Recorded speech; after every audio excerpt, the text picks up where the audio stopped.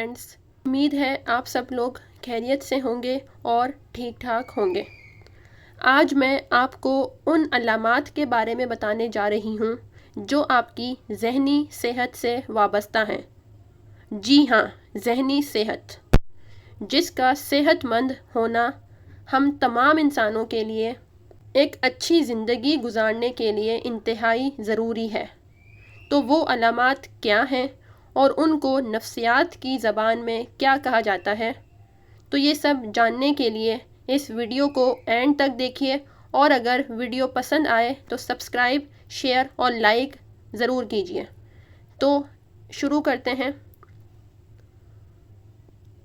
تو یہاں ٹوٹل 9 علامات موجود ہیں۔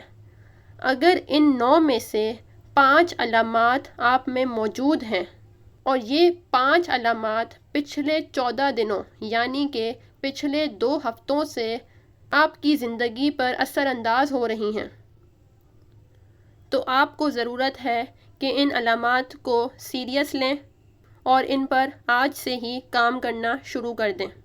تو سب سے پہلی علامت یا سمٹم کیا ہے؟ اداسی۔ پچھلے 14 دنوں سے آپ کا موڈ اداس رہنے لگا ہے، آپ کا موڈ آف رہتا ہے، کسی سے بات کرنے کا دل نہیں کرتا۔ جب آپ آفس سے گھر آتے ہو تو سائڈ پہ آ کے روم میں جا کے بیٹھ جاتے ہو۔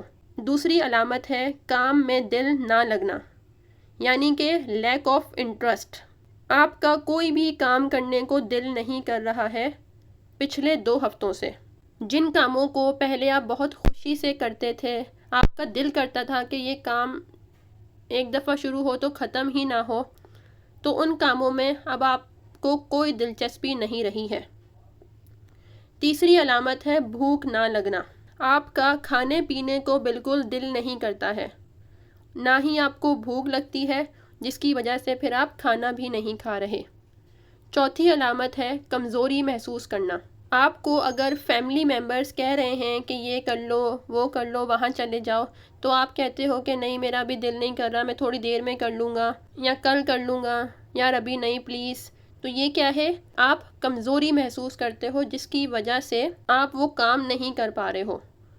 5th سمٹم آتا ہے نیند کا خراب ہونا۔ پچھلے 2 ہفتوں سے آپ کی نیند ڈسٹرب ہے، آپ کو نیند نہیں آتی ہے، آپ سونے کے لیے لیٹتے ہو لیکن آپ کو نیند نہیں آ رہی۔ نمبر 6 پہ آتا ہے دھیان کا کم ہو جانا، یعنی کہ lack of attention, lack of concentration. آپ کا کسی کام میں دھیان نہیں لگ رہا ہے، آپ کسی چیز پہ فوکس نہیں کر پا رہے ہو، اس کو اٹینشن نہیں دے پا رہے ہو۔ اگر کوئی اسکول کا اسٹوڈنٹ ہے، کوئی کالج کا اسٹوڈنٹ ہے، تو وہ جب اسکول جاتا ہے یا کالج جاتا ہے تو وہاں اس کو سمجھ نہیں آ رہی ہوتی کہ ٹیچر کیا لیکچر دے رہا ہے، کیونکہ اس کی اٹینشن وہاں نہیں ہوتی ہے۔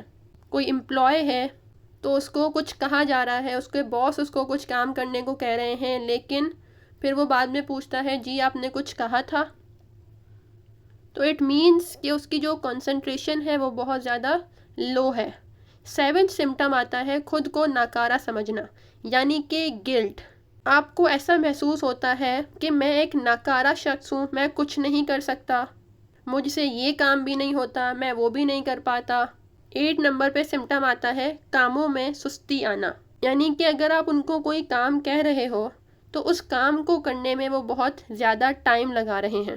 جیسے کہ اگر آپ کہتے ہو کہ باہر سے یہ چیز لے کے آ جاؤ، تو وہ جاتے ہیں اور 1 گھنٹہ ان کو آرام سے لگ جاتا ہے۔ پھر جب وہ آتے ہیں تو آپ ان سے پوچھتے ہو کہ اتنی دیر کہاں لگا دی، تو وہ کہتے ہیں رش تھا، ایسے کچھ تھا، تو اس وجہ سے مجھے دیر ہو گئی۔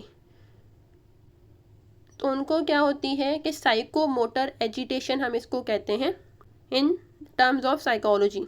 لاسٹ سمٹم آتا ہے مرنے کا خیال آنا، یعنی پچھلے 2 ہفتوں سے آپ کو اس طرح کے خیال آ رہے ہوں گے کہ مجھے مر جانا چاہیے، مجھے زندہ نہیں رہنا چاہیے، میرا جینے کا کوئی حق نہیں ہے، میں کچھ بھی نہیں کر سکتا ہوں، میرا زندگی میں آنے کا کوئی مقصد ہی نہیں ہے، تو مجھے جو ہے اپنی زندگی ختم کر لینی چاہیے۔ تو یہ ٹوٹل 9 علامات ہیں۔ اگر ان 9 میں سے کوئی 5 علامات پچھلے 2 ہفتوں سے آپ میں موجود ہیں تو اٹ مینس آپ کو میجر ڈپریسو ڈس آرڈر یعنی کہ ڈپریشن ہے۔ تو سائیکالوجی کی ٹرمز میں اس کو ڈپریشن کہا جاتا ہے، جس میں ٹوٹل 9 سمٹمز ہوتی ہیں، اس میں سے اگر 5 سمٹمز آپ میں موجود ہیں اور اس کی انٹینسٹی بہت زیادہ ہے، یعنی بہت شدت سے اور ہر وقت ہی آپ کے اندر یہ موجود رہتی ہیں، آپ یہ سمٹمز اپنے اندر فیل کرتے ہو، تو آپ کو فوراً ہی ان سمٹمز کے بارے میں کسی سے بات کرنی چاہیے یا پھر ان کو کنٹرول کرنے کی کوشش کرنی چاہیے۔ جس طرح ہم اپنی جسمانی صحت کا بہت زیادہ خیال رکھتے ہیں، اسی طرح ہمیں اپنی ذہنی صحت کا بھی خیال رکھنا چاہیے۔ ذہنی صحت اچھی ہوگی تبھی ہماری جسمانی صحت بھی اچھی ہو سکے گی۔